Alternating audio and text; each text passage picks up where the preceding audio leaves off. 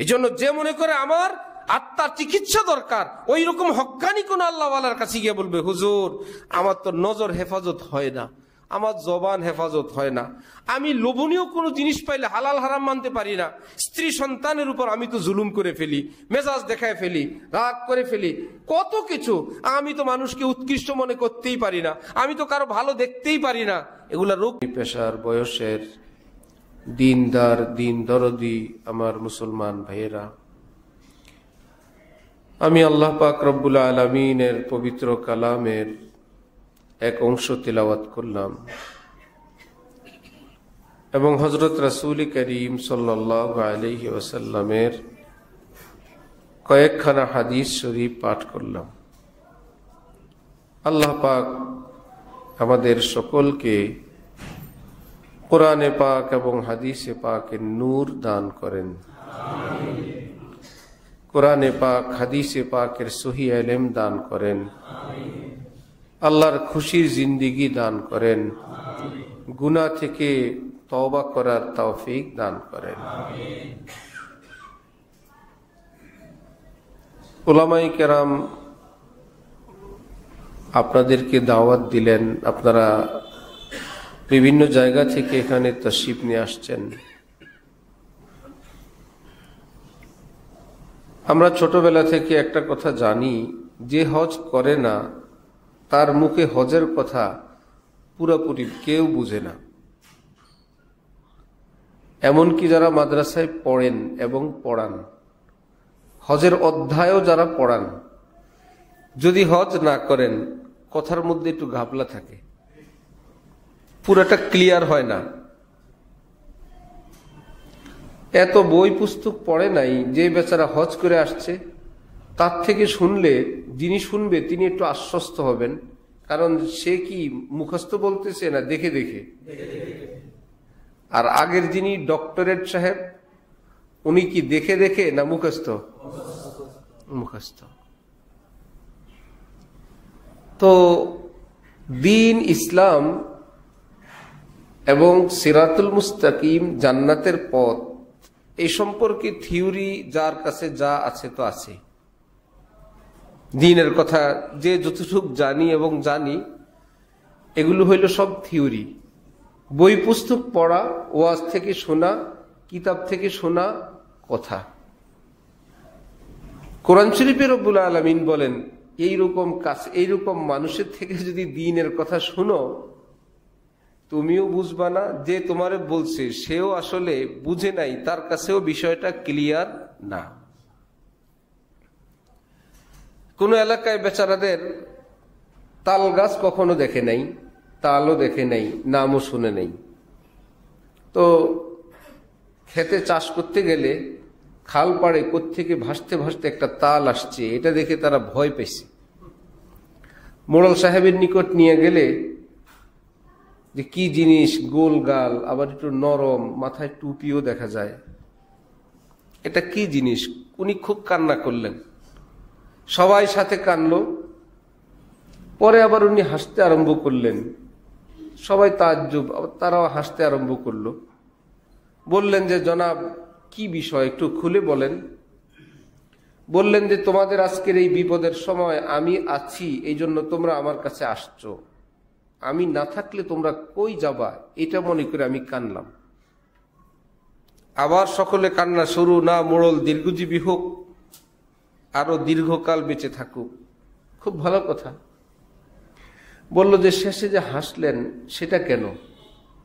বলল সত্যি কথা বলবো, আমি নিজেও চিনি নাই এটা কি জিনিস।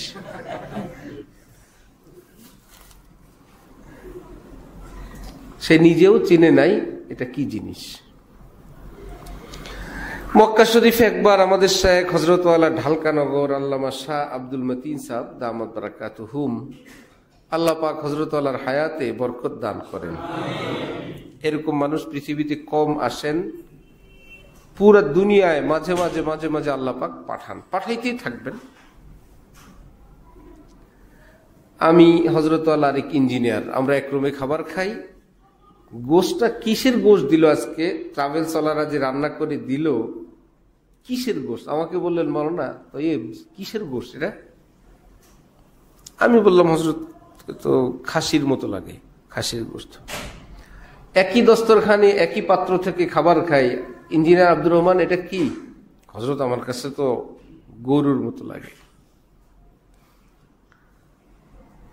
ভাই পাশের রুমে যাও তো, জিজ্ঞাসা করো তো কিসের, একই খাবার।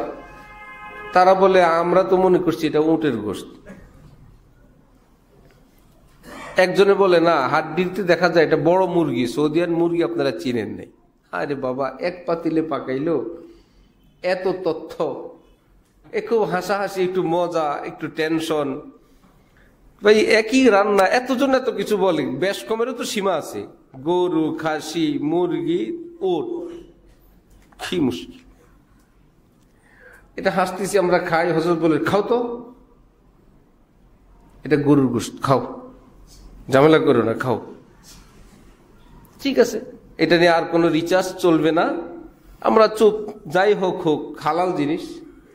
একটু পরে হযরত বলেন, মাওলানা তো আসলে কিসের গোশত? আবার পিস একটা হাতি নিয়ে বলে, ভাই আসলে কিসের গোশত? ওনার কাছে কি ক্লিয়ার ছিল না অস্পষ্ট ছিল? এতক্ষণ তো কতজনেই কত কিছু বলল। অনেকের কাছে এই দ্বীনের রাস্তা হলো অস্পষ্ট। সাধারণ মানুষ, আপনাদের কথা বলছি না, যারা আমরা দ্বীনের কথা বলি, আমাদের কাছে দ্বীনটা অস্পষ্ট, যে কিভাবে চললে আমরা মুক্তি পাবো এবং আমার করণীয়টা কি, এইটাই অস্পষ্ট। সব হুজুর দলীয় হুজুর, যে যেই দলের, তার কাছে গেলে দেখবেন জান্নাতে যাইতে হইলে ওনার দলে যোগ না দিলে নিশ্চিত জাহান্নাম। আরে জ্বালা রে। জিজ্ঞাসা করেন আপনার দলের প্রতিষ্ঠা হয়েছে কয় বছর? 50 বছর হয়েছে, আপনি জানেন না? ও, তাহলে মানুষ জান্নাতে যাওয়া শুরু হয়েছে 50 বছর যাবত। যেহেতু এই দলে যোগ দিতে হবে জান্নাতে যেতে হলে, দল শুরু হয়েছে কয় বছর? তাহলে মানুষ বেহেশতে যাওয়া আরম্ভ করছে কয় বছর যাবত? এর আগে তো সব আটকে পড়ে দিছে কবরে। আরেকজনকে জিজ্ঞাসা করা হলো, এই তো একমাত্র খাঁটি জান্নাতি দল গ্রুপ এটাই, আপনাদের কি অবস্থা? 100 বছর থেকে দ্বীনের এই কাজ চলতেছে। তাহলে জান্নাতে যাওয়া শুরু হয়েছে কয় বছর থেকে? এর আগে তো কেউ যায় নাই।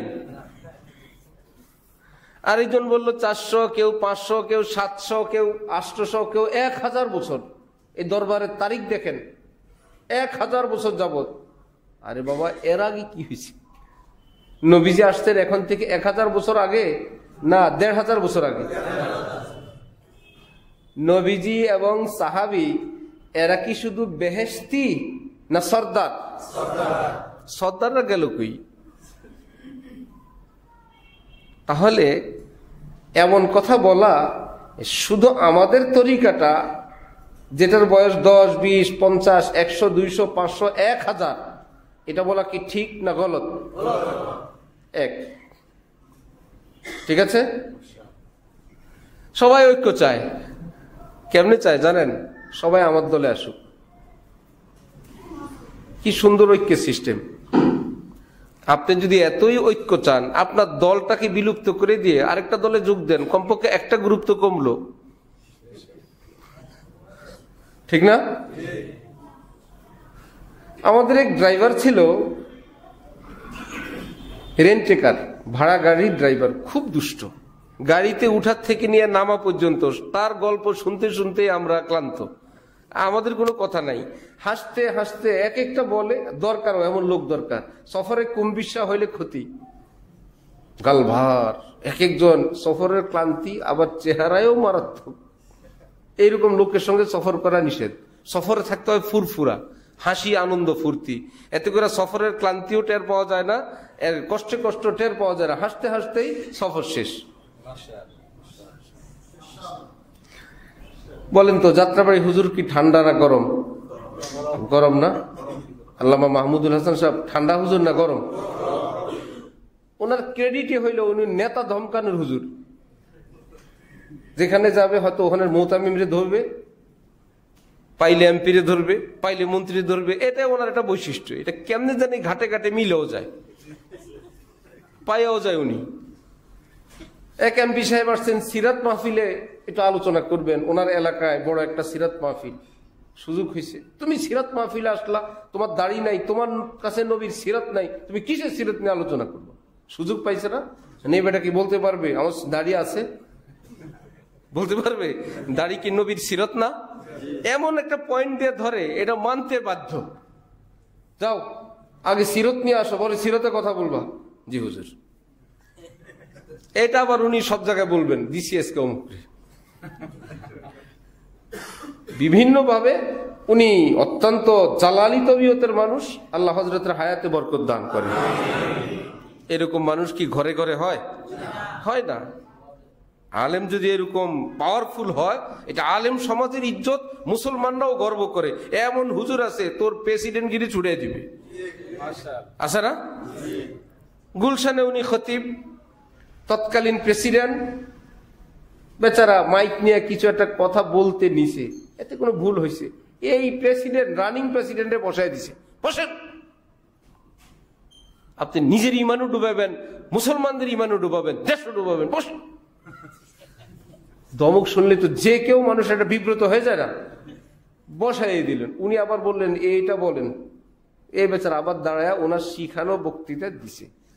পাহারাদার, গোয়েন্দা বিভাগ, সব বিভাগ মিলে রাতের বেলা ওনার নামে প্রেসিডেন্ট অবমাননার মামলা হবে, রেডি। কেউ বললো যে ভাই প্রধানমন্ত্রীর সঙ্গে একটু মশওয়ারা করো, যেহেতু উনিও একটু বড় হুজুর, মামলাটা একটু খোঁজ নেই। প্রধানমন্ত্রী বলছে আগুন লাগায়ও না, আগুন লাগায়ও না। এই জায়গায় আগুন লাগাইলে আরো সেরা বেড়া লাগবে, আরো ঝামেলা লাগবে। তাহলে এটা আমাদের আলেমদের ইজ্জত না? এরকম লোক থাকার দরকার আছে কিনা? নাকি হুজুর হুজুর পার্টি? কমিটি যদি বলে 1 খাড়ায় গেছে, 2 বললে বসে গেছে, 3 বললে দৌড়, এরকম ইমাম ভালো? কমিটির গোলামি না আল্লাহর গোলামি? মসজিদেও যদি কমিটির গোলামি করতে হয়, মাদ্রাসায়ও যদি কমিটির গোলামি করতে হয়, আর কোথায় করবেন? শরীয়তের গোলামি আর কোথায় করবেন? আল্লাহ আমাদেরকে দ্বীনের সহি বুঝ দান করেন। কোন কথা বলতে গিয়ে এখানে আসছি? হ্যাঁ, দুষ্ট ড্রাইভার। তো যাত্রাবাড়ির হুজুর, এত গরম হুজুর, এয়ারপোর্ট গেলাম আমরা, সিলেট যাব, আমাদের শেখ ঢালকানগরের হজরত সহ, আমি সাথে হজরত। গিয়ে দেখি যাত্রাবাড়ির হুজুরও যাবেন, চলো একই ফ্লাইটে গিয়ে একই মাহফিলে, ফাইন। আমি তো আমাদের হজরতের খাদেম সহকারী হিসেবে, ইমার্জেন্সি আমাদের ঢাকা আসতে হবে, ফ্লাইটের শিডিউল মিলে না, ওরা একটা প্রাইভেট কার ঠিক করে দিল, আমাদেরকে ঢাকায় পৌঁছায় দিবে। যাত্রাবাড়ির হুজুরত আমার বলেন কি আপনি ড্রাইভার সাহেবের পাশে বসেন, আমরা 2 জন পিছনে বসি। আমার সিট হইল ড্রাইভারের পাশে, 2 হজরত হইল পিছনে। ওই যে বললাম সফরে মজা থাকতে হয়, এই কথার জন্য বললাম। সিলেট থেকে গল্প শুরু 2 জনের, হাসি তামাশা, একজনের পিঠে যাত্রাবাড়ি হজরত আমাদের হজরতের পিঠে থাপ্পড় দেওয়া, বলে মৌলানা আপনি খবরে রাখেন না। এমন সব গল্প যেগুলো এখানে বলার আমার সাহস নাই। এর মধ্যে আমি তো হাসতে হাসতে আমার পেট ব্যথা, যে আল্লাহ রে। তো আমাদের হজরত ভাবলেন আবার উনি কি মাইন্ড করেন, বললেন মাওলানা তো খুব মজা পাইতেছে আপনার কথায়। হ্যাঁ ভালো। এর মধ্যে আমাদের হজরত বললেন মাওলানা, জি হজরত দেখো না এখন মজা করে, দেখো যাত্রাবাড়ি যায় না, দেখবা আবার যেই গরম সেই গরম হয়ে গেছে। সফর শেষ তো।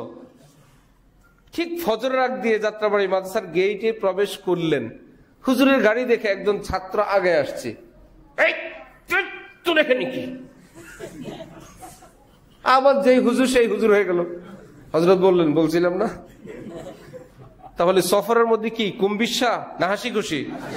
ফ্যামিলি হোক, বন্ধু বান্ধব হোক, শুধু গুনাহ করব না, এটা প্ল্যান করব। ঠিক আছে ইনশাআল্লাহ? পয়সা কড়ি থাকলে, পেট ভালো থাকলে মাঝে মাঝে খাবো তো ইনশাআল্লাহ। কিছু না খান, এটা পেয়ারা কিনেই খান, একটু চাই খান, 2 মুড়ি খান, যদি অতি বুজুর্গ হন। আমাদের হযরতওয়ালারা সফরে গেছেন, এক জায়গায় হোটেলে ভাত খাবেন। এর মধ্যে সাথী একজন বলল আমি খাবো না, কারণ হোটেলের কর্মচারীরা পাক পবিত্র কতটুকু থাকে না থাকে। আমাদের হযরত বললেন অনেক বড় বুজুর্গ, বিশাল ব্যাপার, দেখি তো কি করে, ক্ষুধা তো লাগছে। হযরত পাহারা দিতেছেন, দেখলেন কলা কিনে আর বন্ডুটি কিনে বসে বসে খায়। তো হযরত আগে গিয়ে বললেন, বন্ডটিকে আবু বকর সিদ্দিকরা বানায়? যেই মানে লোকেরা হোটেলে কাজ করে, ওই মানে লোকেরাই বেকারিতে। এটা খাবেন না ওইটা খাবেন? কি ভাই, এটা হলো দরবেশ না, ধরে বেশ, ধরে বেশ। নবীর যুগে সাহাবাই কেরাম নবীজিকে বলে, হে রাসূলুল্লাহ, এই যে আমরা বাজার থেকে গোশত আনি, এরা বিসমিল্লাহ বলে কিনা আল্লাহই জানে। সাহাবীরা কি কাফেরদের থেকে আনে না মুসলমান থেকে? সেই যুগের মুসলমানরা কি তারাও তো সাহাবী? নবীর যুগের মুসলমান তারাও কি সাহাবীর দোকান থেকে গোশত আনছে। গ্রামের সাহাবী, নতুন পুরান ইত্যাদি, একদম অত পড়ালেখা নাই। আল্লাহ ইয়া রাসূলুল্লাহ, জিজ্ঞাসা তো করলাম না বিসমিল্লাহ বলে জবাই করছে কিনা। নবী ভাবছেন তো ধরে বেশ, এর একটা মেডিসিন দিয়ে দিলেন, বিসমিল্লাহ বললে বলুক, না বললে নাই, তুমি খাওয়ার সময় বিসমিল্লাহ বলে খাও। বলেন তো, জবাই করার সময় যদি কেউ ইচ্ছাকৃত বিসমিল্লাহ বর্জন করে, সেই প্রাণী গোশত কি হালাল না হারাম? বিসমিল্লাহ বলে খাইলে হবে? বিসমিল্লাহ না, পুরা ফাতিহা না, 30 পারা কোরআন খতম করলেও হালাল না। এটা হিন্দু জবাই করছে, হবেই না। কি করলেন? নবীজি একটা মেডিসিন দিয়ে দিলেন, যে একটা সন্দেহর মেডিসিন দিয়ে দিচ্ছেন, ফিনিশ। এখন ওই সাহাবীরা ভাবলো, আমাদের আর টেনশন নাই, বললে বলুক, না বললে নেই, আমি তো বিসমিল্লাহ বলছি। তাহলে কি আমরাও হিন্দুদের জবাই করা জিনিস বিসমিল্লাহ বলে হালাল? না, হালাল না। এটা হলো ওয়াসওয়াসার ওষুধ। নবীজি যেটা দিচ্ছেন সেটা কিসের ওষুধ? ওয়াসওয়াসার মেডিসিন। অনেক লম্বা ওয়াসওয়াসার মেডিসিন আছে, সেটা আরেক সবক। ওই ড্রাইভার সে গাড়িতে উঠলে বলতেছে, হুজুর আমি আল্লাহর কাছে সব সময় দোয়া করি, আল্লাহ সব মুসলমানকে ধন দৌলত দেখ, নাজ নেয়ামত, টাকা পয়সা দেখ, সবাই ধনী হোক, আমি সবার জন্য দোয়া করি। বাকি আল্লাহর কাছে আমি একটা কথা বলি, আল্লাহ আপনি আমারই দিয়ে শুরু করেন। বুঝছেন? আবার আরেকদিন বলে, হুজুর দোয়া করবেন, আমি দেশে একটা এতিমখানা আছে, আমার 300-400 এতিম পালি। গাড়ির ড্রাইভারি করে সে 300-400 সব আমি খাবার দিই, আমি খাওয়াই। ভাই কি বিষয় বলেন? বললো একটা পোল্ট্রি ফার্ম দিছি, কিছু মুরগির বাচ্চা নিয়ে রাখি, ওদের তো মাও নাই বাপও নাই। কি দুষ্ট! আল্লাহ আল্লাহ আমাদেরকে দ্বীনের সহি বুঝ দান করেন। অনেক মুসলমান মনে করে, ভাই হাসি খুশি তো ইসলামে নেই, এই কারণে স্মার্ট ছিল, হিরো ছিল, ভদ্র ছিল, খুব খুশবুওয়ালা স্প্রেওয়ালা ব্যক্তি ছিল, যে কোনো দিনের পালায় পড়ে, যে কোনো হুজুরের পালায় পড়ে, এখন ওই বেটা না দাড়ি আশ্রয়, না চুল আশ্রয়, না শরীরের থেকে গ্রাণ আছে, না সেই রকম স্মার্ট জীবন আছে। বউ বলে, আমি তো এর কাছে বিয়ে বসিনি। ওটা কই? আমি যার কাছে বিয়ে বসছিলাম, আমার সেই স্মার্ট ভদ্রলোকটা কোথায়? এই ভয়ঙ্কর দরবেশের কাছে তো আমি বিয়ে বসি নেই। আমরা বলি, এই মহিলা বদ্দিন, দিন পছন্দ করে না, দুনিয়াদার। হুজুর তখন তো বুঝি নাই, দুনিয়াদার বিয়ে করছিলাম, আমি একটু দিনের দিকে আসছি, কিন্তু সে তো এখনো দুনিয়াদার রয়ে গেছে, এই জন্য আমাদের ঝামেলা। ওই নারী অপছন্দ করে কি দুনিয়াকে পছন্দ করছিল, না পরিচ্ছন্ন পছন্দ করছিল? আপনি তার উপর অপরিচ্ছন্নতা চাপানোর চেষ্টা করেন কেন ভাই? আগে যেরকম স্মার্ট ছিলেন এখনো থাকেন, জামা পায়জামা বানান দামি না, যখন স্যুট বানাবে ওটা সেলাই 5000, স্যুটের সেলাই 5000, কাপড় আরো 5000, গুলশানে আসা যাওয়ার ভাড়া আরো 2000, মোট 12000। এই ব্যক্তি মোল্লা হয়ে গেছে, 60 টাকা গজের কাপড়, মসজিদের সামনে দর্জি আছে, ওইটা গায়ে দেয়া, তাও পলিস্টার, পিছন দিক থেকে বড়তে বড়তে বড়তে বড়তে আধা কিলোমিটার উঠে গেছে। বলে, আল্লাহ নবী তো তালি দেয়া গায়ে দিয়েছে, আমি তো ভালোই গায়ে দিই। তো সেই স্ত্রী কি খুশি হবে? এই বেটার সঙ্গে হাঁটতে চাইবে যে সবাই আমার লজ্জা দিবে? আমি কার সঙ্গে ছিলাম, আমারটা কি হয়েছে? আগে পারফিউম স্প্রে শরীর থেকে আসতো, এখন আসে গন্ধ, দাঁতও মাজে না, দাড়িও ধোয় না, সাবান শ্যাম্পু দেয় না, আশ্রয়ও না। ওলামায়ে কেরাম এখানে আছেন, নবীজির সঙ্গে সব সময় চিরুনি থাকতো, সাথে থাকতো। সব সময় চিরুনি থাকতো। মাথার কাছে যে সমস্ত জিনিসগুলো থাকতো এর মধ্যে একটা হলো আয়না, চিরুনি, সুরমাদানি। আপনি কি নবীজির থেকেও বড় দরবেশ, বড় সুফি, বড় ওলি আল্লাহ? তাহলে আপনার দাড়ি, মোচ, চুল এমন কেন? বুঝা গেল? ওই যে বললাম, অন্ধকারে আছি আমরা, অস্পষ্টতায় আছি, এবং দলীয় চিন্তা এতটা প্রবল, দ্বীনের চিন্তা এতটা প্রবল না। আমি একজনকে দ্বীনের দাওয়াত দিলাম, তিনি আমার দলে, আমার হুজুরে, আমার গ্রুপে, আমার মাযহাবে আসলেন না, কিন্তু নামাজি হয়ে গেছেন। আমাদের বয়ান শুনে একজন নামাজি হয়েছে, দাড়ি রাখছে, হজ উমরা করছে, পর্দা শুরু করছে, হালাল খাওয়া শুরু করছে। এখন বলেন তো, কিন্তু এই লোকটা আমার দলে আসে না, আমার গ্রুপে আসে না। যদি খুশি না লাগে বুঝতে হবে আমি তাকে দ্বীনের দিকে ডাকি নাই, ডাকছিলাম দলের দিকে। তাকে ডাকছিলাম দলের দিকে, দলে আসে নাই, সে ভালো না। কিন্তু আমরা কি আসলে দলের দিকে ডাকবো না দ্বীনের দিকে? যদি দলে না আসে, দ্বীনের দিকে যায়, নারাজ হব না খুশি হব? খুশি হব, যে আলহামদুলিল্লাহ ভাই, দরকার ছিল দ্বীনের দিকে, এসে গেছে। ইসলামের হাকিকি যত দল, সব দল মিলে কয় দল জানেন? এক দল। মাযহাব কয়টা? এর মধ্যে বেহেশতে যাবে কয়টা? বুঝে শুনে বলবেন। 4 মাযহাব, হানাফি, শাফি, মালিকি, হাম্বলি। কেউ একবার হাত উঠায়, কেউ বারবার উঠায়, কেউ নাভির নিচে, কেউ নাভির উপরে, কেউ হাত বাঁধেই না, কেউ অল্প পা ফাঁকা রাখে, কেউ বিশাল ফাঁকা করতে করতে করতে দুই সাইডের ওই বেচারার আঙ্গুলের সঙ্গে লাগাইতে লাগাইতে এ আগায়, ওই বেটা আবার আনিজি ফিল করে আরেকটু সরায়, সে আরেকটু আগায়। একদম দেখেন নাই? এখন এর মধ্যে থেকে হক কয় মাযহাব? 4 মাযহাব। তো 4টা আবার হক হয় কেমনে? আমরা তো জানি হক একটা। 4টা হক হয় কিভাবে? 4টা মিলে 4টা না, 4টা মিলে একটা। গাছের ডাল 4টা হলে গাছ 4টা না, ডাল 4টা। গাছ কয়টা?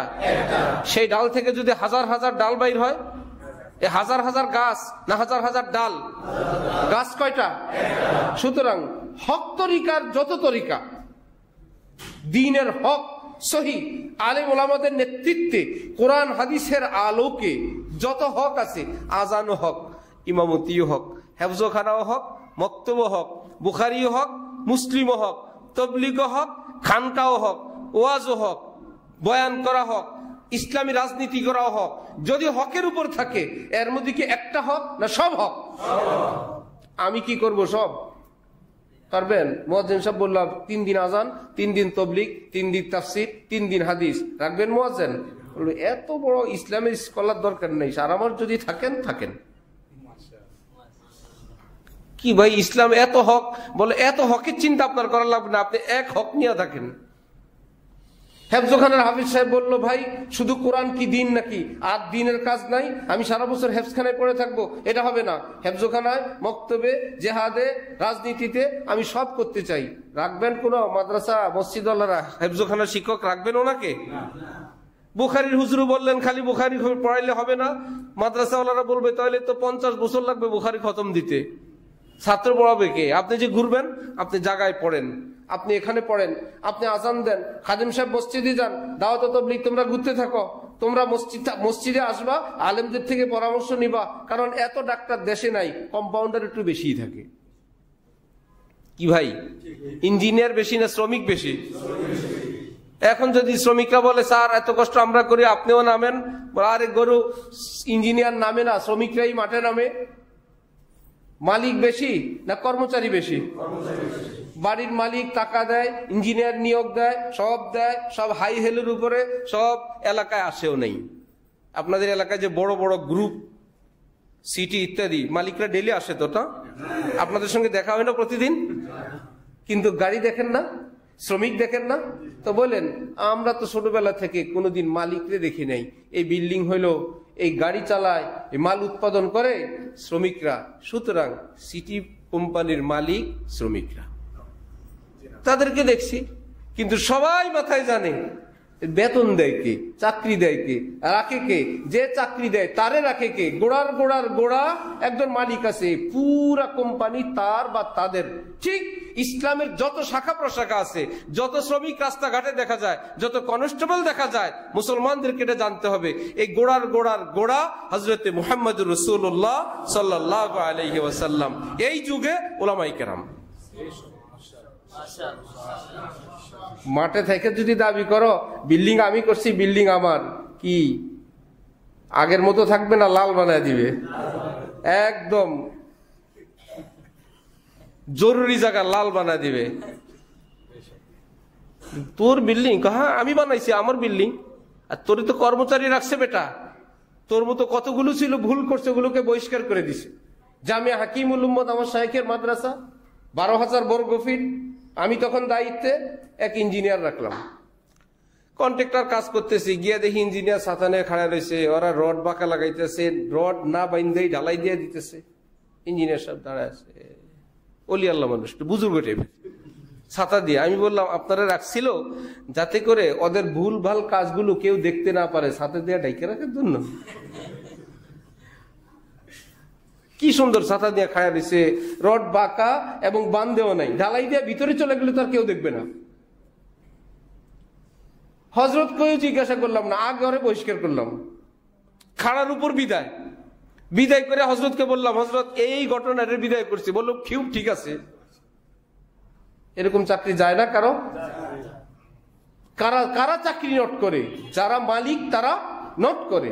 ঠিক যুগে যুগে যুগে যুগে ইসলামের খেদমতে নাম ছিল ভালো ভালো ভালো, যখনই একটু ঝামেলা করে বসছে আলেম ওলামারা চাকরি নোট করে দেয়, বলে না তোর চাকরি বাদ। কেন? কোরআন হাদিসের দৃষ্টিতে তুমি সঠিক পথে নাই, এই চাকরি আর চাকরি হবে না, আর তোমার চাকরি ক্যান্সেল। তাহলে দ্বীনের কাজের মূল জিম্মাদার কারা? আমরা সাধারণরা, ডাক্তার ইঞ্জিনিয়ার সাহেবরা, না ওলামায়ে কেরাম? এবার আসেন ওলামায়ে কেরামের কাছে আসি। ওলামা মানে আলেম এক বচন, বহু বচন মানে কি? ওলামা। আলেম ওলামা। ওলামা কি সব এক শ্রেণীর, এক ডিভিশনের? মেধা এক, যোগ্যতা এক। সব তো কি উসমানী সাহেব একজন আলেম? আর যত আলেম সব তো কি উসমানী সাহেব? সব যাত্রাবাড়ি হুজুর, ঢালকানগর হযরত, এদের মধ্যে বড় ছোট আসে না? নবীজি বলছেন ওলামারা নবীর ওয়ারিস। আমার আপনার সঙ্গে আর আমরা যারা বয়ান করতে আসি, আগামত সলিমদ্দি কলিমদ্দি কি বলে নেই। যাদেরকে নিয়ে আপনারা টেনশনে আছেন, হ্যাঁ ও নবীর ওয়ারিস সব তো হুক্কা খায়, নবীর ওয়ারিসের হাঁটুর উপরে লুঙ্গি, নবীর ওয়ারিস মহিলাগুলোকে দেখা দেয় না, নবীর ওয়ারিস এগুলো করে না। যেগুলো দেখছেন এগুলো হলো আমরা সামাজিকভাবে তাদেরকে আলেম বলি, সম্মান করি।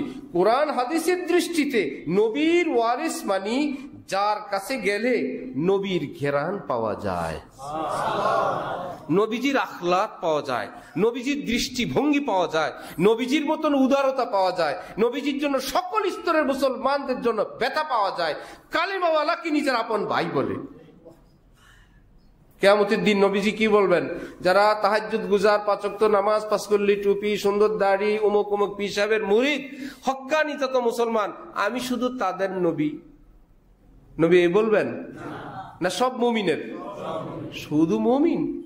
সাহাবায়ে কেরাম বললেন, ইয়া রাসূলুল্লাহ আমরা আপনারে পাবো কই? বল পাইবা হাউজে কাউসারের পাড়ে আমি আছি।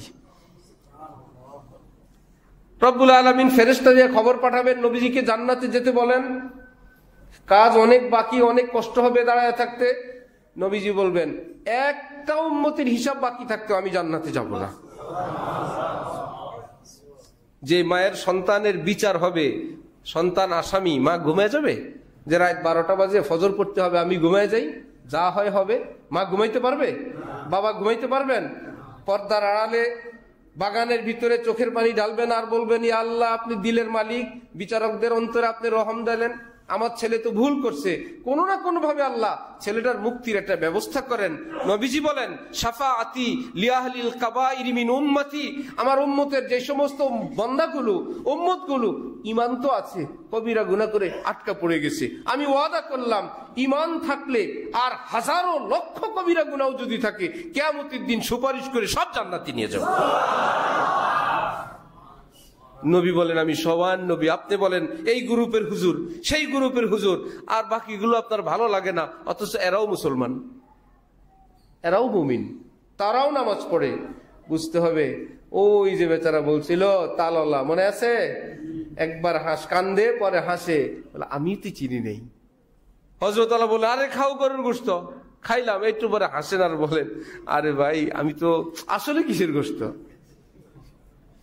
বয়ান করার পর যদি এই হইল যে ভাই কেউ বলে রাজনীতি না করলে ইমান থাকবে না, কেউ বলে তবলিগে না গেলে ইমান থাকবে না, কেউ বলে পীর সাহেবের মুরিদ না হলে জান্নাতে যাইতে পারবেন না, কি যে একটা ভেজাল, মুসলমান বহুত পেরেশানিতে পড়ে যায়।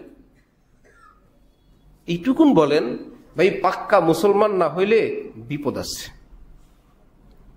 ঠিক আছে না? এবার তবলিগরা কি কোন গ্রুপের লোক না ইসলামের লোক? তবলিগরা কি তবলিগি বানাবে না খাঁটি মুমিন বানাবে? যদি বলে আমরা তবলিগি বানাই তাহলে গোমরা।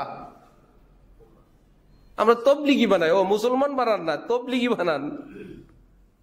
পিসাব যদি বলে মুরিদ বানাই, মুসলমান বানাই না, তাহলে পিসাব হক না গোমরা? পিসাবের দরবার ঠিক আছে, হাদিয়াও ঠিক আছে, ওজিফাও ঠিক আছে, চোখ বন্ধও ঠিক আছে, ধ্যানও ঠিক আছে, আর হারাম ব্যবসাও ঠিক আছে। মুরিদ বানাইছে, মুসলমান বানাই নেই। ওজিফা সব ঠিক আছে। হাকিমুল উম্মত আশরাফ আলী থানভী বলতেন যে ভাই 1 ঘন্টা 2 ঘন্টা মেহনত করবা দিনের, কিংবা মেহনত মুজাহাদা করবা, ধ্যান করবা, ওজিফা পাঠ করবা, বাকি 22 ঘন্টা ছুটি, এইরকম লোক আসবা না। আমার কাছে আসবা 24 ঘন্টা আল্লাহকে খুশি রেখে চলা, যার প্রত্যয় আছে, হিম্মত আছে, এরাদা আছে। যতক্ষণ আমি জাগ্রত সচেতন আছি, সর্বক্ষণ আমি আমার আল্লাহকে খুশি রেখে চলবো, যত কষ্ট হয় হোক। এইরকম নিয়ত যাদের আছে, আসো আশরাফ আলী তোমাকে সহজ রাস্তা বলার জন্য প্রস্তুত আছি। আল্লাহ আমাদেরকে দ্বীনের সহি বুঝ দান করেন। ইমানের পরে সর্বপ্রথম কি ভাই? নামাজ। আমরা তো সবাই নামাজ পড়ি, সবাই নামাজ পড়ে, নামাজিরা সবাই নামাজ পড়ে, এই সমস্ত জলসায় যারা আসে সবাই নামাজ পড়ে, কিন্তু ফাতিহা পারে না, অথবা পারলেও হয় না। কোরআন শরীফ সহি শুদ্ধ পড়া নামাজের মধ্যে কি ফরজ বাদ গেলে সহু সেজদা দিলে হবে? তাহলে ফরজ বাদ গেলে একটাই ফতোয়া, ইচ্ছায় বাদ হোক অনিচ্ছায় বাদ হোক, নামাজ হবে না। জানাই নাই, উজুর ফরজটা জানা নাই, নামাজ পড়তে আছে, কখনো এই দিক থেকে শুকনা, কখনো ওই দিক থেকে শুকনা, চেহারা সামনে দিয়ে একটু পানি দিয়ে গালের কানের পাশ রয়ে গেছে। কারণ চেহারা বলে চুল উঠার জায়গা, কপালের চুল যেখান থেকে উঠে সেখান থেকে জামি থুতনির নিচ পর্যন্ত, এক কান থেকে আরেক কান পর্যন্ত মধ্যখানের জায়গাটার নাম কি? চেহারা, মুখমণ্ডল। এইটা ধোয়া ফরজ। এই এরিয়ার থেকে এক বিন্দু যদি শুকনা থাকে উজু হবে? আর দুইছে কনুর পিছন দিক থেকে শুকনা, খবরে নাই। কাপড় নাপাক, খবরে নাই। না আমি তো টিস্যু পেপার ব্যবহার করি, করছেন টিস্যু পেপার ব্যবহার, পেশাব যে করছেন ওই সময় ছিটা আইসা তো আপনার পুরো লুঙ্গি নাপাক, টিস্যু দিয়ে লুঙ্গি পাক করবেন কেমনি? পেশাবের সময় তো আপনার শরীর নাপাক। অথবা যেই জায়গাটা দিয়ে হেঁটে আসছেন ওই জায়গাটা আরেকজনে পেশাব করে নাপাক করে গেছে, ওখান থেকে চলে আসছেন, তাহলে শরীর কি পাক না নাপাক? নাপাক শরীর দিয়ে নামাজ হবে? শরীর নাপাক হলে নামাজ হবে না। কেরাত ভুল হইলে নামাজ হবে না। কিছু নামাজ তো আমরা ইমামের পিছনে পড়ি বলে কেরাত ইত্যাদির মাসালাগুলো ইমামের নামে যায়, কিন্তু বিতির সুন্নত যখন একা পড়ি ফরজ, তখনকার নামাজগুলো কি হয়? তো আসসালাতু নূর, হাদিস শরীফ, আসসালাতু কিসের আওয়াজ হয়?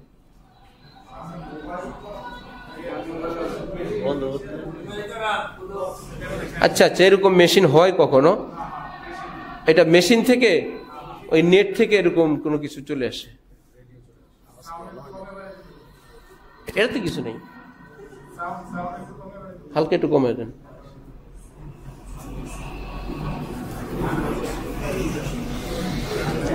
আল্লাহ আমাদেরকে দ্বীনের সহি বুঝ দান করেন। তাহলে আসসালাতু নূর, সবাই বলেন তো আসসালাতু নূর। নবীজি বলছেন নামাজ নূরি নূর। নূর অর্থ কি? অন্ধকার না আলো? নামাজ যে পড়বে সে কি অন্ধ হবে না আলোকিত হবে? যে নামাজ পড়বে নামাজে তার নূর, আরো নামাজ নূর, তাহলে নূর হলে সে আলো দেখতে পাবে। নামাজ যদি নামাজ হয় তাহলে মুসলমানের নামাজ যদি নামাজ হয়, তার কাছে আর কোনো ভণ্ড পীরের জায়গা নাই। নূরের কারণে সে বলবে, ও এ পিসাব নামাজ পড়ে না, রোজা রাখে না। আমার কাছে এক ব্যক্তি আসছে, এসে ব্যক্তিগত কিছু অবস্থা বলতে থাকলো। আমি বললাম, এগুলো যাত্রার কাছে বলতে নাই, নিজের একজন শায়েখ রুহানি ডাক্তার নির্ধারণ করবেন, তার কাছে এগুলো বলবেন। গোপন কথা যাত্রার কাছে বলতে হয় না। চিকিৎসার খাতিরে যিনি রুহানি চিকিৎসক তার কাছে বলতে পারবেন, অর্থাৎ হক্কানি একজন শায়েখের কাছে বায়াত হন। এই সেই লোক চলে গেল।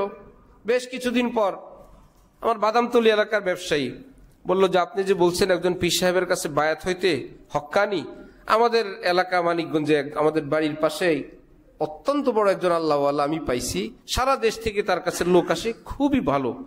তা আমি ভাবছি তার কাছে বায়াত হওয়ার আগে আপনার কাছে একটু জেনে নেই। একটা সমস্যা আছে ওনার। কি? হুজুর সব ঠিক, দেখতে শুনতে, বয়ানে, বার্ষিক মাহফিল, সারা দেশ থেকে লোক আসে, উনি নামাজ পড়ে না হুজুর। শুনছেন হক্কানি পীরের অবস্থা? শুধু কি পড়ে না, এটা হক্কানি পীর না ভণ্ড? ছোট ভণ্ড না, অনেক বড় ভণ্ড। আরেক পীর সব ঠিক আছে, শুধু পর্দা করে না। এই জন্য পর্দা তো করা লাগে, এই জন্য আগেই বানায় নিছে যে পীর সবাইকে বলে নিছে, মা বাবা ডাকবা আমাকে। আমি হইলাম বাবা, তো বাবার সঙ্গে মেয়ের কোনো কি নাই, পর্দা নাই। আগে আব্বা ডাকায় নিছে, তো উনি সব মেয়ে হয়ে গেছে ওনার, বাবার সঙ্গে মেয়ের কোনো পর্দা নাই, এই জন্য বাবাও ডাকে, বেপর্দাও করে। নবীর সাহাবাই কেরাম নারীগণ, তারা হইল নবীজির অরিজিনাল রুহানি সন্তান। এর চাইতে বড় বাবা পৃথিবীতে আর কেউ নেই। সেই বড় বাবা সাহাবী, নারী সাহাবীদের সঙ্গে কি বেপর্দা করতেন না পর্দা করতেন? এ আলেমরা যারা এরকম বেপর্দা করে, হুজুর কাবলারা পর্দার কথা বললে বলে, যাদের দিল ঠিক নাই তারা বলে অন্তর পাক পবিত্র থাকলে পর্দা লাগে না। এই বেচারাকে বলেন, আমার নবী তাহলে কেন পর্দা করতেন? পৃথিবীতে শ্রেষ্ঠ পবিত্র আত্মার অধিকারী, তিনি পর্দা করতেন।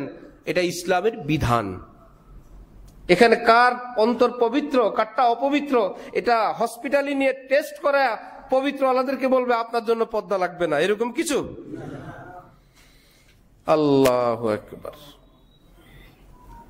ছাত্র জামানা এক ভদ্রলোকের সঙ্গে দেখা হইলে কথায় কথা উনি বললেন, আমার আব্বা এক দরবারের খাদেম ছিলেন, শেষ বয়সে আমার আব্বা নামাজ পড়তেন না। আমার মা জিজ্ঞাসা করছেন, আপনি নামাজ পড়বেন না, পড়েন না? বলল, না, আমি নফসের মাকামে পৌঁছে গেছি, আমার এখন আর নামাজ লাগবে না। অনেকে এরকম স্বপ্ন দেখে, স্বপ্নে কোনো পীর সাহেব, কোনো বুজুর্গ, অনেক বড় পাগড়িওয়ালা, রাখেন আমি পারবো, এসে বলে তোর কোনো আর নামাজ লাগবে না, তুই কবুল হয়ে গেছস। এই গোপন কথার কারো কাছে বলবি না, কারণ এই সমাজের মানুষ এটা বুঝবে না। তাহলে ওই দাড়িওয়ালা, টুপিওয়ালা, পাগড়িওয়ালা যিনি স্বপ্ন যুগে আসছিলেন, তিনি কে? শয়তান পাগড়ি দেয়, যে দেয় পাঞ্জাবিও পরে, কারণ শার্ট প্যান্ট পরে আসলে ওই লোক বলবে, হ্যাঁ স্বপ্নে শয়তানের মতোই দেখছিলাম। এই জন্য শয়তান এমন একটা ভাব ধরবে, মনে হয় যেন জিবরিল আমিন, ফেরেশতা। অনেকে বলে, আমার অমুক জায়গায় যে যেতে বলছে, যেখানে গিয়ে বাবারে সেজদা করা লাগে, বলে আমি কেন যা, আমি জানি, আমি তো স্বপ্নে দেখছি, স্বপ্ন যুগে আমাকে বলা হয়েছে, এবং বলছে না গেলে তোর ক্ষতি হবে। কি ভাই, সে ভয়ে ভয়ে যায়, আমারটা আমি জানি। শয়তান যদি বলে ক্ষতি হবে, বা স্বপ্নে যদি বলে এই গুনাহ না করলে তোমার ক্ষতি হবে, এই গুনাহ করা জায়েজ আছে? সেই লোককে দেখলাম তার বাবার প্রতি ভীষণ শ্রদ্ধাশীল, যে আমি বাবার বিরুদ্ধে কিছু বলবো এমন অবস্থায় নাই।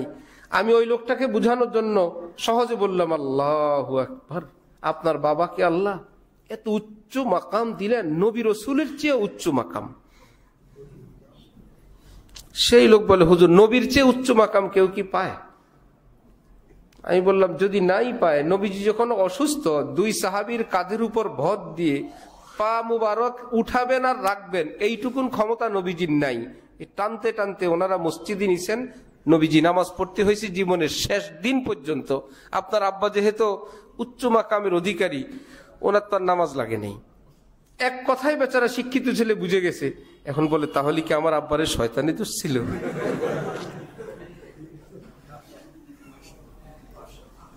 যখন আপনার আসসালাতু নূর, আপনি নামাজ পড়েন অশুদ্ধ ভাবে না শুদ্ধ ভাবে, কেরাত শুদ্ধ, রুকু শুদ্ধ, সেজদা শুদ্ধ, দাঁড়ানো শুদ্ধ, সব সুন্নত মোতাবেক। পীর আসলে আপনি 5 মিনিটে মাইপে ফেলবেন, হো হো পীর সাহেব যেই ভাবে দাঁড়াইছে আর যেই সূরা কেরাত শুনলাম হইছে, আর লাগবে না। আর গেলাম দেখলাম ছেলেরাও আসে মেয়েরাও আসে, পীর সাহেব আপনি পীর। কিন্তু যদি আপনার মধ্যে ন্যূনতম এলেম না থাকে, আপনার ছেলে যদি কিছু বলে আপনি ছেলের উল্টা দমক, এই না বুঝে কিছু বলবেন। আল্লাহর ওলি অনেক রকম হয়,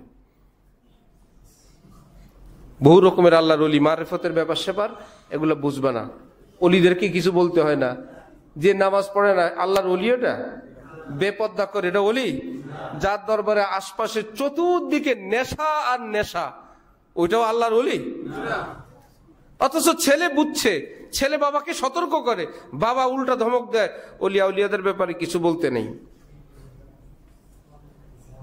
কেমন বাবা জানেন? বাবা ডাক্তার নিয়ে আসছে, ছেলে অসুস্থ, জ্বরে যে কোনো রোগে আক্রান্ত। ডাক্তার হইল অযোগ্য ডাক্তার, সে বেচারা একটু দেখে শুনে একটু পরে বলল আপনার ছেলে মারা গেছে। ছেলে শুয়ে শুয়ে শুনতেছে। মরা লোক শোনে নাকি?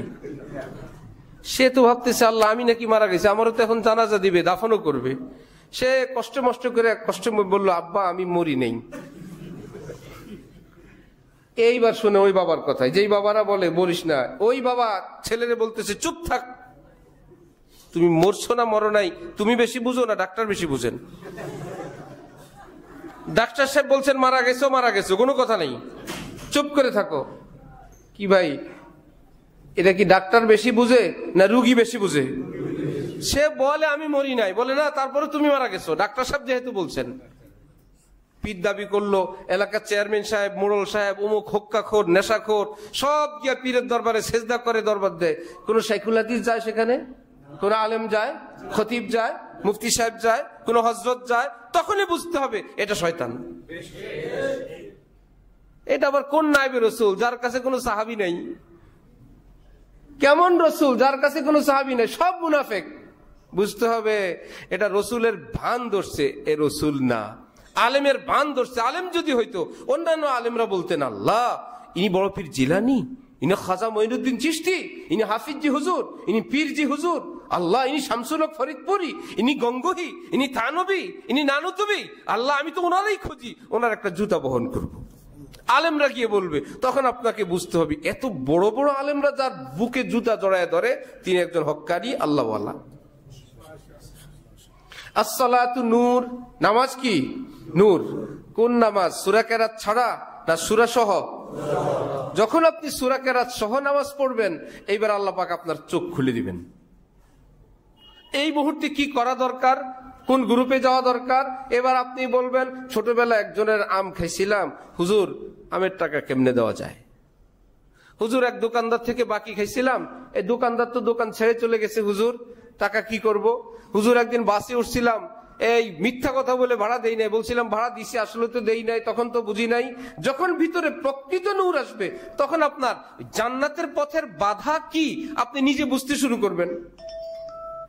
আপনি নিজেই তখন বলবেন ওফো আমার তো জান্নাতের এই বাধা, সে আরেকটা বাধা। আর যখন আপনার ভিতরে নূর আসবে না, ঘরে হারামও আছে, হারাম ব্যবসাও আছে, অতীতের সব হারাম আছে, আপনি দেখবেন আলহামদুলিল্লাহ আমার মতন এলাকার জান্নাতি কোনো লোক তো নেই। হজ করে আসলাম, 3 বার হজ করলাম, কয়েকবার উমরা করলাম, এই মসজিদের জায়গাও আমি দিছি, এই মাদ্রাসার আমি তো একদম পুরা জান্নাতি। নিজের ভুলগুলো নজরে পড়বে না, নিজের ফেরেশতা ফেরেশতা লাগবে, তখনই বুঝবেন শয়তান আপনার ভুল বিচ্যুতিগুলো আপনার থেকে আড়াল করে আপনাকে জাহান্নামে নেওয়ার প্ল্যান করে রাখছে, আপনি জানেন না। আল্লাহ আমাদেরকে দ্বীনের সহি বুঝ দান করেন। হালাল খাওয়া সুন্নত না ফরজ? হারাম খেলে ইবাদত কবুল হয় না, অথচ হালাল খাওয়ার লোক এখন অনেক কম, অনেক কম। হযরত ইব্রাহিম ইবনে আদহাম রহমতুল্লাহি আলাই মালিকের কাজ করছেন দিনভর, মালিক টাকা দিলেন, উনি পারিশ্রমিক নেন না, গ্রহণ করেন না, এই ভয়ে যেই সময় কাজ করা দরকার পুরাটা সময় কাজ তো করলাম, কিন্তু আমার মনে হয় আমি পুরা শক্তি ব্যয় করি নাই, পুরা মনোযোগ দেই নাই, সুতরাং মালিকের হক যথাযথভাবে আমি তো আদায় করি নাই। মালিককে বলতেন, থাক, টাকা দেওয়া লাগবে না, আমি এমনি করলাম, টাকা নিব, আমি তো টাকা নেওয়ার জন্য যা করার দরকার শুধু টাইম দিছি, বাকিটা পুরো করি নাই। আমার মনে হয় শক্তি মনে হয় আরো দিতে পারতাম, পুরো শক্তি দিয়ে আপনার কাজ করি নাই, আমার টাকা লাগবে না। কি জটিল ব্যাপার। আমার শাইখের জন্য হাদিয়া পাঠাইছে একজন সৌদি আরব থেকে, খামের ভিতরে করে রিয়াল। হযরত বললেন যে ভাই, এক দেশ থেকে আরেক দেশে টাকা আসতে হইলে রাষ্ট্রীয় একটা নিয়ম আছে, কিছু ট্যাক্স এই দেশ পায়, কিছু টাকা ওই দেশ পায়, দুই দেশকে ফাঁকি দিয়ে এই হাদিয়া আমার কাছে আসছে, এটা আমি খাবো না। হাদিয়ার টাকা, হালাল টাকা, বললো সৌদি সরকারকেও ফাঁকি দিছে, বাংলাদেশ সরকারকেও ফাঁকি দিছে, এখন আমি আবার পাঠাবো কেমনে? আমাকে বললেন তুমি তাকে জানায় দাও, এই টাকাটা পাঠাইতে খুবই সম্ভব 100 রিয়াল। সৌদি সরকারকে যা দিতে হয়, বাংলাদেশ সরকারকে যা দিতে হয়, এটা যদি সে দেয় দুই দেশকে আর জানায়, পরে নিব। আবার বলে দিলেন কেমনি দিবে সরকারকে টাকা, বলল ওই সমপরিমাণ টাকা ডাক টিকিট কিনতে বলো, ছোট্ট ছোট্ট ডাক টিকিট পাওয়া যায় না, টিকিট কিনে ছিঁড়ে ফেলবে, সরকার টাকা পেয়ে যাবে। 10 টাকা 20 টাকা 50 টাকার ডাক টিকিট পাওয়া যায়, তো ওই কাগজের দাম কি এত টাকা? এটা হলো সরকার একটা টাকা আপনার থেকে নিবে, ওটা একটা স্লিপের মতো। বললো ওই ডাক টিকিট কিনে ছিঁড়ে ফেললে সরকার টাকাটা পেয়ে গেল, তাহলে তারপরে জানাইলে এটা হলো হালাল। আমরা যেভাবে সন্দেহযুক্ত খাবার হালাল খাই, হারাম খাই, সন্দেহটাকে আমরা দুই দিক হইতে পারে, নফসের কারণে না, মনে হয় হালাল, মনে হয় হালাল। কয়েকদিন আগে এক জায়গায় লম্বা আলোচনা করলাম যে দাওয়াত দেয় নাই, নিজে নিজে গিয়ে হাজির, মনে হয় আমার দাওয়াত আছে, গিয়ে বলে আপনি ব্যস্ততার কারণে হয়তো ভুলে গেছেন। আমি ভাবছি আপনি নিশ্চিত আমার কথা ভুলে গেছেন। এটা তো মজা, কিন্তু বাস্তবে হইলো কোন হুজুর যদি কোন এলাকায় যায়, ওই হুজুরের পরিচিত লোক, মুরিদ, ভক্তবিন্দু অনেকেই মনে করে যেহেতু আমার হুজুর এলাকায় আসছেন, হুজুর যেখানে খাবেন আমার তো দাওয়াত আছেই। যার জন্য যারা আয়োজন করে তারা 4 বার 5 বার এলান করে, ভাই হযরত খানা খাবেন, হুজুর এখন খানা খাবেন, আপনারা যান। ওই যারা মনে হয় দাওয়াত পার্টি মাথা নিচে দিয়ে বসে আছে, ভাই তোমরা যাও, আমার তো দাওয়াত মনে হয় আছেই। কিন্তু বাড়িওয়ালা জানে তো আমাদের মহল্লার লোক, তার তো দাওয়াত নাই, সে যায় না কেন? এই দাওয়াত খাওয়া কি জায়েজ না হারাম? না খাইলে কি হয়? গিয়ে 2 গ্লাস পানি খেয়ে বসে শুয়ে থাকেন। হালাল খাওয়ার যে একটা যৌক, এটা থাকার দরকার ছিল মুমিনের, মুসলমানের। আজকে যা শুরু হয়েছে দেশে, মালিক কর্মচারীর টাকা দেয় না, কর্মচারী মালিকের কাজ আদায় করে না। অথচ হযরত মাওলানা শামসুল হক ফরিদপুরি রহমতুল্লাহি আলাইহি একটা বস্তা বাঁধবেন, রশি দরকার। একজনে এসে মাদ্রাসার মাঠ থেকে একটা লাউ বা মিষ্টি কুমড়ার শুকনা লতা এটা ওনাকে দিলেন, হুজুর এটা দিয়ে বান্ধি। উনি বললেন আল্লাহ, মাদ্রাসার জিনিস। আরে বললেন মাদ্রাসার জিনিসের তো কোনো কাজে আসবে না। হযরত বললেন কাজে আসবে না, কাজে লাগতেছে, তোমরা বলো কাজে আসবে না। এই যে বস্তা বানবো, এটা একটা কাজ না? তো কাজের জিনিসকে তোমরা মিথ্যা কথা বললা, কাজে আসবে না। কাজে তো আসতেছে। এইরকম একটা বস্তা যদি মাদ্রাসার বান্ধে, কাজে আসবে না? মাদ্রাসাটা মাদ্রাসার থাক, আমার দিও না। হযরত কোন দিন মাদ্রাসার বস্তা বানবে? এটা লাগবে না। বললো যদি নাও লাগে, এই মাদ্রাসার গাছ মাদ্রাসার মাঠে যদি পচে, মাদ্রাসার জমিন একটু মাটি হবে, একটু সার হবে, আমার জন্য নেওয়া জায়েজ নেই।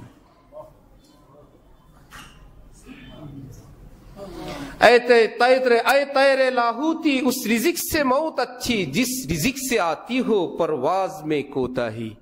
আমার ভাইরা, সকল মুমিন আল্লাহর দিকে উড়ন্ত পাখি, সবাই আল্লাহর দিকে উড়ে, সবাই আল্লাহর দিকে উড়ে, নামাজে উড়ে, তেলাওয়াতে উড়ে, দান সদকায় উড়ে। কমপক্ষে ইমানের বয়স একটু বাড়ে, উঠতে থাকে। যখনই হারাম খাবার খায় ছিটকে পড়ে নিচের দিকে।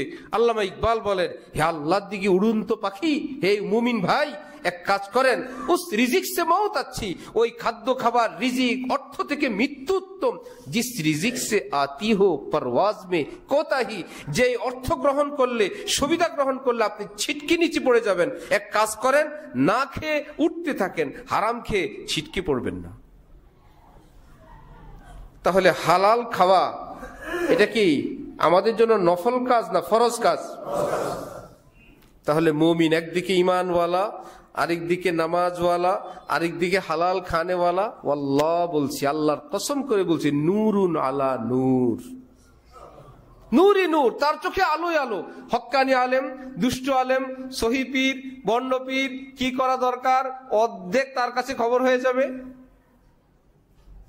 যদি চক্ষু না থাকে, কোরআন শরীফ আল্লাহ পাক নেককার মানুষ কি বলছেন, চক্ষুষ্মান ফাতাবিরু ইয়া উলিল আবসার, চক্ষুষ্মানরা মানে মুত্তাকিরা, তোমরা শিক্ষা গ্রহণ করো। অন্ধরা কি শিক্ষা গ্রহণ করবে? অন্ধ তো ওই যে শুরুতে বললাম, থিওরি দিয়ে হজ আর চোখে দেখা হজ একরকম না।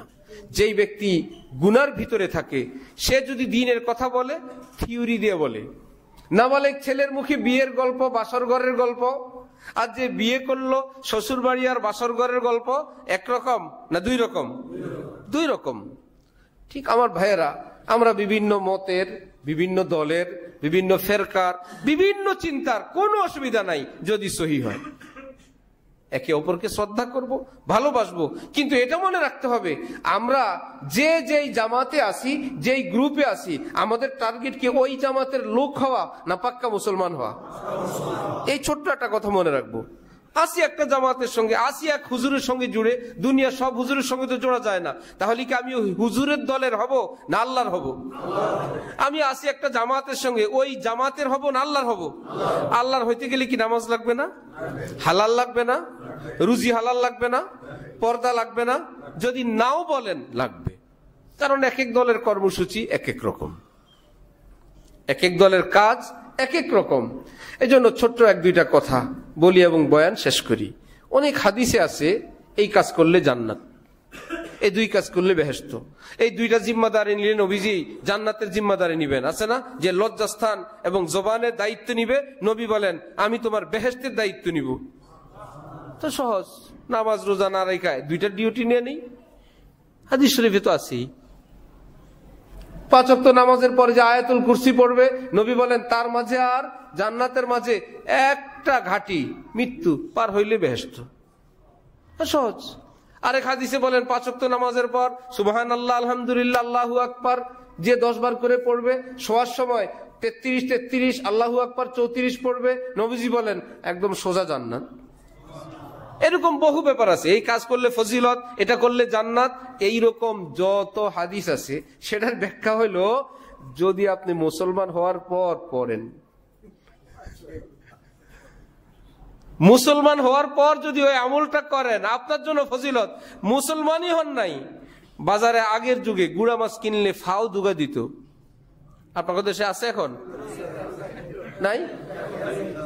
পরে এক বেচারা আসলগুলো ফেরত দিয়ে দিচ্ছে, বলে আলহামদুলিল্লাহ, পরে যা দিছেন আলহামদুলিল্লাহ, আমরা দুইজন বুড়া বুড়ি আমগো ডাইল হয়ে যাবে, আমাদের এই এক বেলা চলে যাবে, দিবেই দুগা? বলে ওই দুগা ফিরি পরে, আগে কিনতে হবে, আগে আসলটা কিনবেন, ফাওটা পরে পাবেন। যত এইরকম সুবিধা, সেগুলা কিসের জন্য? আগে ইসলামের উপর পাক্কা আমল করে মুসলমান পরিচয় দিবেন, পাশাপাশি এই দুইটা দিবেন, বেহেশত। সুতরাং কেউ বলবে হাদিসে আছে, নিশ্চয় আছে। ডাক্তার সাহেব মাঝে মাঝে ওষুধ দিয়ে কি বলেন, এই দুইটা খাবেন, ইনশাল্লাহ আর কিচ্ছু লাগবে না, বলে না? তার মানে 3 বেলা ভাত খাওয়া লাগবে না। ডাক্তার সাহেব তো বলছে আর কিচ্ছু খাওয়া লাগবে না, এই দুইটা খাইলে হবে। আরে ভাই, বেঁচে থাকার জন্য স্বাভাবিক রুটিন, এর পরে এই দুইটা খাবেন, অন্য কিছু খাওয়া লাগবে না। স্বাভাবিক জীবন যাপনের পরে যদি অতিরিক্ত এই দুইটা খান, আর কিছু লাগবে না। অর্থ কি এই না? নাকি এই দুইটা খাবেন, 20 খাইলে অসুবিধা নাই, এই কথা? ঠিক যত হাদিস আর যত ফজিলত, যত গ্রুপ আর যত রাজনীতি, পীর আর তবলিগ আর রাজনীতি, এটা করলেই সেটা করলেই এগুলো কাদের জন্য? মুসলমানের জন্য। কার জন্য? তাহলে মুসলমান কে? নামাজ পড়ে না সে পাক্কা মুসলমান? হালাল খায় না পাক্কা মুসলমান? পুরুষ মানুষ দাড়ি রাখে না পাক্কা মুসলমান? টাকনুর নিচে পোশাক পরে পাক্কা মুসলমান? বউ পর্দা করে না পাক্কা মুসলমান? ঘরে পর্দা নাই পাক্কা মুসলমান? ভেজাল খায়, চাকরিতে 2 নম্বরই করে পাক্কা মুসলমান? তো উনি যে ওই যে হাজি আমার দেখা হয়েছে মক্কা শরীফের লিফটে, কি ব্যাপার? বলো বাবা 200 কোটি টাকা ঋণ, একটা হজের কিতাবে পাইলাম আল হাজ্জু ইয়াহদিমু মা কানা কবলা, হজ করলে আল্লাহ অতীতে সব মাফ করে দেন, কষ্ট মষ্ট করে হজে এসে গেছি। কারণ অতীতের সব আল্লাহ কি করবেন? মানুষের ঋণ হজ করলে আল্লাহ মাফ করে দিবেন? তা আমরা তো সেই পার্টি হইলাম। যে যেই দলে গেছে ওখানের কিছু ফজিলত শুনে ওই ফজিলত নিয়ে বসে আছে, মুসলমান হয় নাই। এই জন্য এক বুজুর্গ বলেন, শেখ সুদি, জাহিদ সুদি ও দানিশমান, শুনলাম পিসাব হয়ে গেছো, বড় বাগ্যিওয়ালা বক্তৃতাওয়ালা হয়ে গেছো, এখন বয়ানও করতে পারো মিম্বরে, মাশাআল্লাহ অনেক আগাইছো, এই জুমলা সুদি অনেক কিছুই হইছো। বলে মুসলমান আর সুদি সব হইছো, মুসলমান হও নাই। নেতা হইছো, লিডার হইছো, পিসাব হইছো, খলিফা হইছো, হুজুর হইছো, হজরত হইছো, কি হয় নাই? কোরআন শরীফে আল্লাহ পাক বলছেন পিসাব না হয়ে মরবে না। কথা বলেন, আমি সাব না হয়ে মরবে না। কি বলছেন? লা তামুতুন্না ইল্লা ওয়া আনতুম মুসলিমুন, মুসলমান না হয়ে কবরে আসবে না। পরের কথা পরে। তাহলে আমরা যে যেই শ্রেণীর আছি আমাদের উপর কি হওয়া ফরজ? মুসলমান হওয়া ফরজ। মনে রাখবেন ইনশাআল্লাহ। নামাজ কি? নামাজ যদি না পড়ে এই মুসলমান কি পাক্কা না কাঁচা? হালাল না খাইলে কাঁচা, পর্দা না করলে কাঁচা, সত্য না বললে কাঁচা, স্ত্রী সন্তান কি দিন না শিখাইলে কাঁচা। তাহলে আমরা আগে পাক্কা হই, এরপরে কোনটা ধরবেন? কি লজ্জাস্থান আর জবান ধরেন, 5 ওয়াক্ত নামাজের পরে আয়াতুল কুরসি ধরেন, সুবহানাল্লাহ আলহামদুলিল্লাহ ধরেন, তবলিগে যাবেন যান, পিসাবের ওজিফা করেন। মূল মাছ কিনবেন না, ফাউনিয়া ডাল খাবেন, টক পাকাবে। এগুলো আলেমদের কর্তব্য, মুসলমানকে ক্লিয়ার করা যে আসেন একটা কাজের সঙ্গে, খবরদার ইসলাম যে মৌলিক শিক্ষাগুলো এটা কিন্তু মনে রাখবেন। যেটা আলেমের নিকট যান, মুফতির নিকট যান, হজরতের নিকট যান, ভিতরে যদি রোগ থাকে কোন আল্লাহওয়ালা থেকে চিকিৎসা করেন। অহংকার কি রোগ না? হিংসা কি রোগ না? পরস্ত্রী কাতরতা এটা কি রোগ না? ল্যাবরেটরিতে যান, রূপগঞ্জ একটা হসপিটালে, যে এই ছেলেটার কাছে মেয়ে বিয়ে দিব, দেখেন তো হিংসা, লোভ, লালসা, অহংকারের রোগ আছে কিনা। হসপিটাল বলবে এমন মেশিন নাই। রোগ আছে, অস্তিত্ব আছে, মেশিন নাই। হ্যাঁ, কোরআন শরীফে আল্লাহ পাক বলছেন ওয়ায়ুযাক্কিহিম, হে নবী আপনার সাহাবীদেরকে আপনি এই সমস্ত রোগ থেকে চিকিৎসা করবেন কিয়ামত পর্যন্ত। নবীজির এই কাজ, হক্কানি আল্লাহ ওয়ালারা এই আধ্যাত্মিক আত্মিক মানুষের রোগগুলোর চিকিৎসা করেন। যার রোগ আছে সে চিকিৎসা করবে। যে হুজুর আমি তো যাই, আমি তো বিদেশি এক জামাত আসছে, এসে আমার সঙ্গে দেখা করতে আসছে, পাকিস্তান একদম সুরার জামাত। বললাম যে বিভিন্ন কথা বলে, বহুত ভালো মানুষ, নেককার, আল্লাহওয়ালা। আলোচনা করতে করতে হজরত থানবীর এক কথা বললাম যে হজরত তো বলছেন দরবারে হজরতের যে আমার দরবারে যারা আসবে কেউ কাউকে দ্বীনের কথা বলবে না। ভাই তোমরা হসপিটালে আসো চিকিৎসার জন্য, রুগী কোনোদিন আরেক রুগীর ইঞ্জেকশন দেয়? চুপ করে বসে থাকো, ডাক্তার যা করবেন। এক লোক শুধু দ্বীনের দাওয়াত দেয় খানকা এসে, এর দ্বীনের কথা বলে, দ্বীনের কথা বলে, দ্বীনের কথা বলে, কি মুশকিল। বিচার গেছে হযরত থানবীর নিকট, হুজুর উনি তো মাশাআল্লাহ থামে না, সবসময় শুধু দাওয়াত। ডাকলেন, কেন দাওয়াত দাও? হুজুর আল্লাহর জন্য, মানুষকে আল্লাহর দিকে ডাকি আল্লাহর জন্য। বললেন আল্লাহর জন্য দাওয়াত দেওয়ার কিছু নীতিমালা আছে, নিয়ম আছে, সেটা কি তুমি জানো? হুজুর অত কিছু জানি না, আল্লাহর জন্য বলি। কি ভাইরা, নামাজ পড়লেই সওয়াব না উযু করা লাগবে? ওই কথা মনে নাই, শুধু নামাজই পড়ে, যত পড়বে তত সওয়াব না তত গুনাহ। শুধু ওযুটুকুন করে নাই, আর নামাজ আর নামাজ। এমনকি মক্কা শরীফ গিয়েও যদি পড়ে ওই নামাজে সওয়াব হবে না গুনাহ হবে? বুঝা গেল, উযুর আগে নামাজ, কি নামাজের আগে উযু আছে। ওই ব্যক্তিকে হযরত নবী দাওয়াত দেওয়ার কিছু নীতিমালা আছে, সেটা কি তুমি জানো? হুজুর অত কিছু জানি না। 1 নাম্বার নীতি, যাকে দাওয়াত দিবে দেখবে নামাজ পড়ে না, হুক্কা খায়, শরাব খায়, নষ্টামি করে, এইরকম নোংরা মানুষ কেউ যদি দাওয়াত দাও, ওই মুহূর্তেও নিজেকে নিকৃষ্ট মনে করা, ওই ব্যক্তিকে উৎকৃষ্ট মনে করা ফরজ আইন। শুনছেন খবর? 1 ওয়াক্ত নামাজ পড়ে না, এ নাকি আমার থেকে ভালো। আল্লাহ বলে দিয়েছেন, হ্যাঁ তোর নামাজ পড়ে না, আমি মাফ করে দিলে তোর কি? আর তোর নামাজ নিয়ে যদি আমি মামলা করি তাহলে কি হবে? তোর নামাজ একটাও হয় নাই, আর হয়তো নামাজ পড়েই নাই, আমার কাছে একদিন কাঁদছিল, আমি মাফ করে দিছি। বোতল খাইছে, তোর সমস্যা কি? আমি তো মাফ করছি। একদিন এমন এক লোকের উপকার করছে, আমি তো ওরে মাফ করে রাখছি। আমি ওর মৃত্যুর আগে তওবা লিখে রাখছি, এমন ফ্রেশ এক তওবা দিব, জীবনের সব ধুয়ে মুছে যাবে। তুমি তোমার বুজুর্গ নিয়ে কবরে যাবো, ওই ফ্রেশ তওবা তোমার কপালে নাই। যে কোনো ভাবেই হোক, ওই নিকৃষ্ট গুনার দিক থেকে খারাপ লোকটা বাহ্যিক ভাবে তাকে নিকৃষ্ট মনে করে দাওয়াত দেওয়া না দামি মনে করে? এত সহজ খেলাটা? দেখি নামাজ পড়ে না, এরপরে হে আমার থেকে দামি মনে করা মনে মনে, এত সহজ না। বরকফে জামে শরীয়ত, বরকফে সন্দানে ইশক, হর হওয়াস না কে নদানত জামো সন্দা বাখতান। এক হাতে লোহার হাতুড়ি, অপর হাতে কাচের পেয়ালা। বললো যে কাচের পেয়ালার মধ্যে লোহা দিয়ে পিটাবেন যাতে একটু আওয়াজ হয়, টুনটুন, ভাঙতে পারবেন না। খেলাটা কি অসতর্কের না সতর্কের? ভীষণ সতর্কের। চুপও থাকতে পারবেন না, আবার ভাঙতেও পারবেন না। দাওয়াতও দেওয়া লাগবে মানুষকে, আবার নিজেকে ছোটও মনে করা লাগবে। কত খেলা! তুমি কি যাকে দাওয়াত দাও তাকে উৎকৃষ্ট মনে করে দাওয়াত দাও, তোমার চেয়ে দামি? না হযরত, এই কথা মিথ্যা কথা বলতে পারবো না, আমি তো মনে করি আমি ভালো, ওই খারাপ, এই নিয়তে ওরে দাওয়াত দিই। তাহলে এইরকম দাওয়াত দিলে কি সওয়াব হবে না গুনাহ হবে? ওই যে উযুবিহীন নামাজ, উপরে উপরে দেখা যায় মাশাআল্লাহ কেবল দাওয়াত চলছে, আসলে সওয়াব বাড়তেছে না গুনাহ বাড়তেছে। এই লোক ধরা খাইছে, হুজুর আমি তো তাহলে গুনাহই করছি বসে বসে। এই কথা ওই পাকিস্তান জামাতের সাথীরা শুনে কাঁদো কাঁদো হয়ে গেছে যে আল্লাহ, আমাদের তো আল্লাহ ওয়ালাদের কাছে যাওয়ার দরকার। কাজ করলেই তো হবে না। গ্রামীণ কথায় বলে কেবল সেলাই করলেও হবে না, সুতার মাথায় গিরটা দিতে হবে। কাঁথা সেলাই যে সুতার মাথায় একটু গিরা দেয় না, তবেই তো ওটা আটকায় থাকবে। না হলে মাশাআল্লাহ দেখবেন যত দূর আগাইতেছে ওদিক থেকেও আগাইতেছে। আপনিও আগান, সুতাও আগায়, একটা জায়গায় ব্রেক দিতে হবে না, সেটা মেন।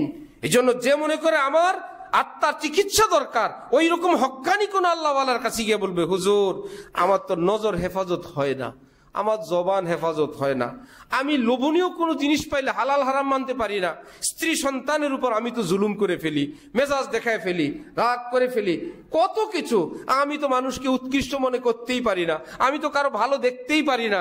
এগুলা রোগ কিনা? এগুলা চিকিৎসা করা দরকার। একদিকে ঈমান, পাশাপাশি নামাজ, হালাল খাওয়া, আর একদিকে ভিতরের ওই রোগ থেকে মুক্ত হইলে আল্লাহর কসম সাহাবাই কেরাম এর উপরে নবীজি এই ভিতরেরটার আর বাইরেরটার চিকিৎসা করছেন, আর এরা চিকিৎসা হয়ে সুস্থ হয়ে গেছেন। কোরআন শরীফে রব্বুল আলামিন বলেন, আরে রেজাল্ট দিব কিয়ামতের দিন, এতক্ষণ আমি সহ্য করব না। রাদিয়াল্লাহু আনহুম ওয়া রাজুয়ান, নবী আপনার সাহাবী সবার উপর আমি খুশি, আমি সবার উপরে খুশি। যান, আল্লাহ যার উপর খুশি তারা জাহান্নামী না জান্নাতি? আল্লাহ আমাদেরকে সেই জান্নাতি জীবন অর্জনের তৌফিক দান করেন। ওয়া আখিরু দাওয়ানা আলহামদুলিল্লাহি রাব্বিল আলামিন।